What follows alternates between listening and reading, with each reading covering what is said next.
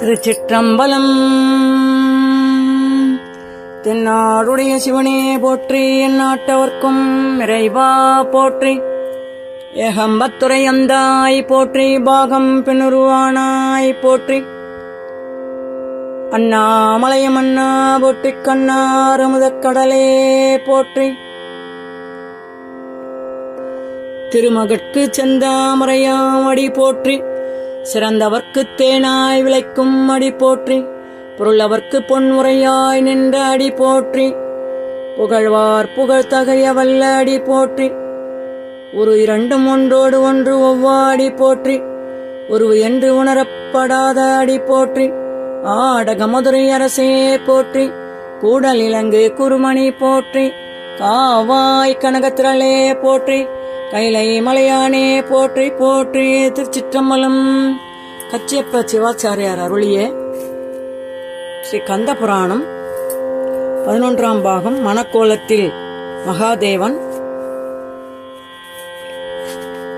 ஒரு கந்தர் அனுபூதி பாடல். கூகாயனயன் கிளை கூடியழ போகா வகைமை பொருள் பேசியவா. கோகாயனயன் கிளை கூடியழ போகா வகைமை பொருள் பேசியவா. நாகாசலவேலவனாலு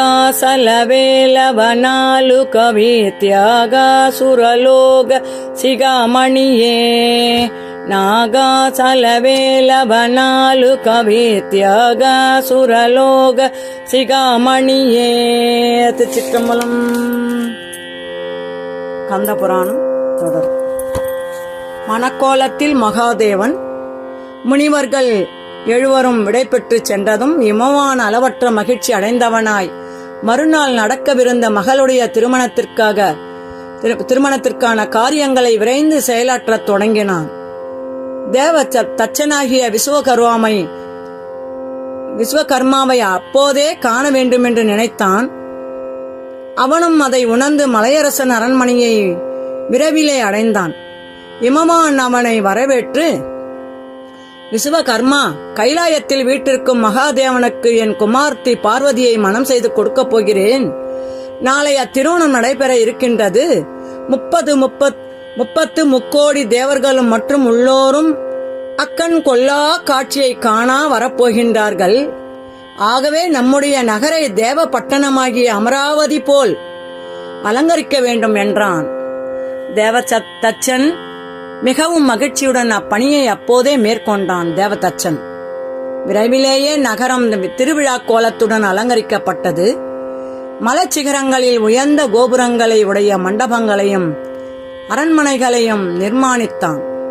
விசாலமான வீதிகள் அமைக்கப்பட்டன. சாலைகளில் இரு புறங்களிலும் நிழல் தரும் மரங்கள் நின்று அவ்வழியே போவோரை அறைகூவி அழைத்தன. மண்டபங்களும் நாடக சாலைகளும் யாக சாலைகளும் தேர் சாலைகளும் அங்கங்கே அமைக்கப்பட்டன. வழியெங்கும் வாழை, கமுகு முதலானவை நடப்பட்டு மாவிலை தோரணங்களாலும் ஒளி சிந்தும் மணி மாலைகளாலும் அலங்கரிக்கப்பட்டன. தேவர்கள், முனிவர்கள், சித்தர்கள், யட்சர்கள், கந்தருவர்கள், அப்சரசுகள், கிண்ணறர்கள் என்றும் ஒவ்வொருவருக்கும் தனித்தனியாக அழகிய இடங்கள் அமைக்கப்பட்டன. நகரை சுற்றிலும் நீண்ட மதில்கள் அமைத்து 4 பக்கங்களிலும் திருவாயில்களை அலங்காரமாக தோன்றுமாறு செய்தான்.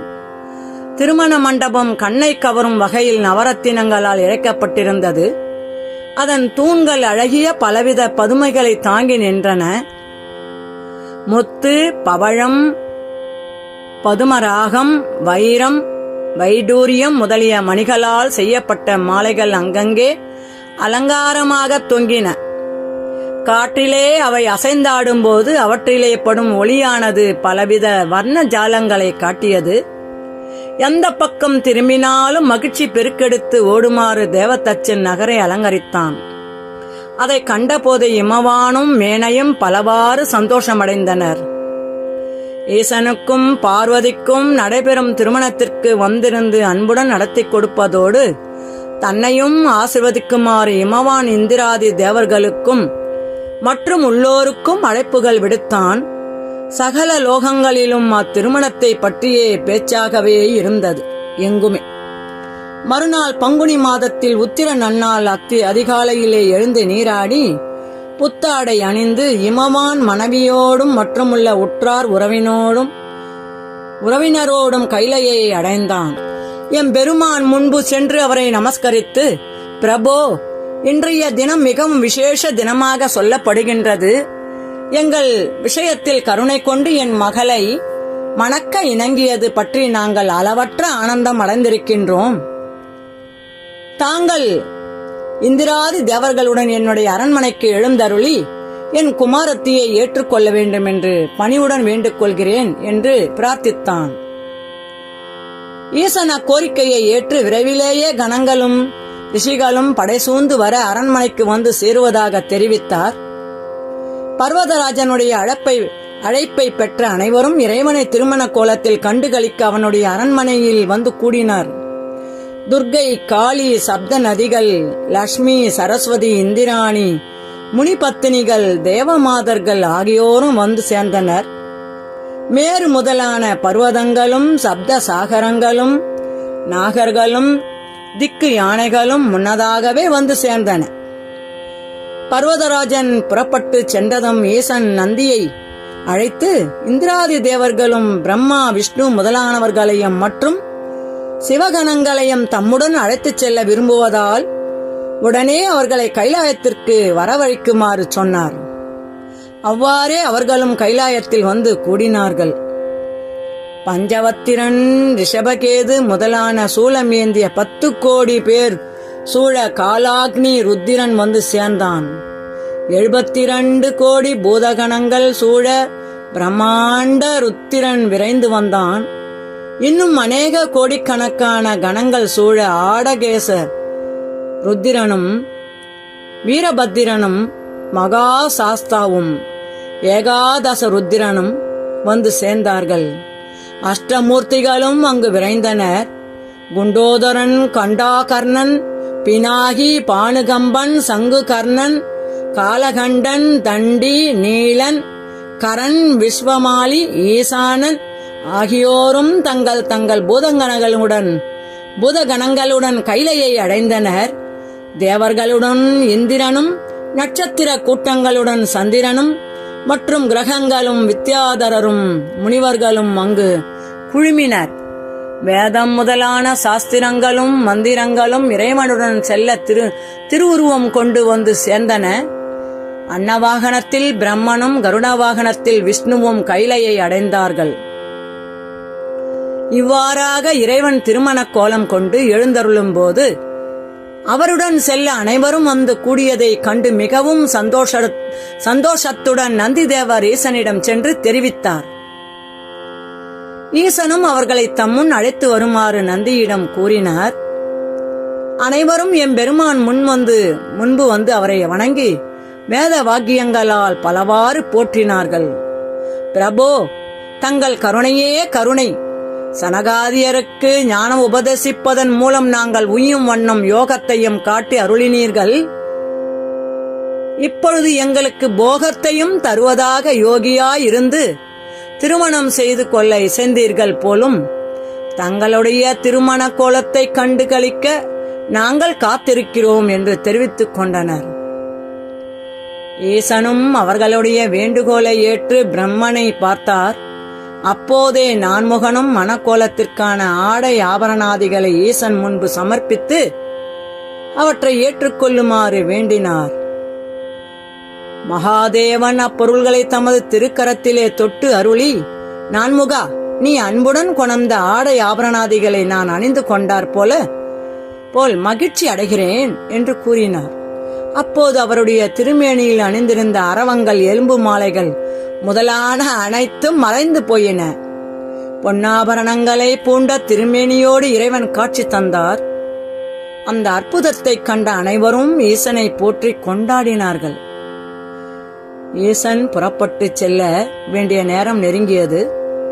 அவருடைய திருவுள்ளத்தை உணர்ந்த நந்திகேஸ்வரர் வெளியே வந்து அங்கு கூடியிருந்த பூதகணங்களை ஒழுங்கு செய்வித்தார்.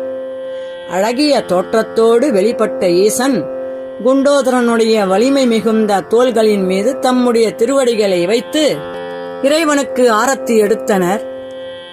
குழந்தைகளும் சிறுவர்களும் அரஹர அரஹர அரஹர என்று பேரொலி எழுப்பி தங்கள் மகிழ்ச்சியை தெரிவித்துக் கொண்டாடினர்.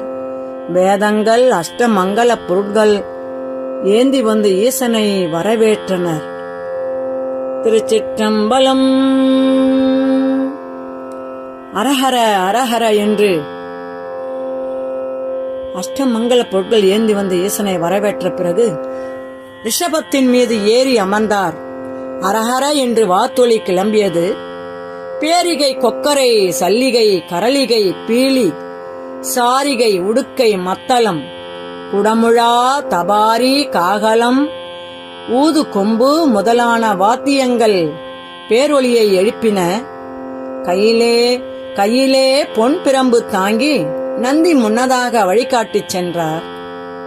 போதகணங்கள் ஈசன் திருநாமத்தை பலவாறு ஓதியவர்களாய் அவருக்கு பின்னால் அணிவகுத்துச் சென்றனர். கொடிகளும் தோரணங்களும் அங்கங்கே பலர் ஏந்தி அந்த கூட்டத்திற்கு அழகு தந்தனர். ஈசனுக்கு இருபுறங்களிலும் பிரம்மனும் விஷ்ணுவும் வந்தனர். சூரியனும் சந்திரனும் கவிகை தாங்கினர். வருணன் குளிர்ந்த நீர் திவலைகளை நாற்புறமும் சிதறிவிழச் செய்தான். இந்திரன் ஆலவட்டம் பிடித்து வந்தான். இவ்வாறாக அந்த கூட்டம் இமானுடைய அரண்மனையை நோக்கி புறப்பட்டது. அது ஊர்ந்து செல்லும்போது எழுந்த தூசுகள் வானை மறைத்தன. வாத்திய கோஷங்களும் நாப கோஷங்களும் கேட்பவருடைய செவிகளிலே தேன்பாயச் செய்தன. தும்புருவும் நாரதரும் யாழ்களில் வேத வாக்கியங்களை பாடினர்.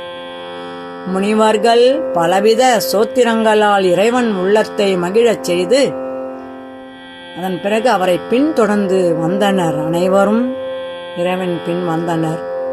திருச்சிற்றம்பலம்.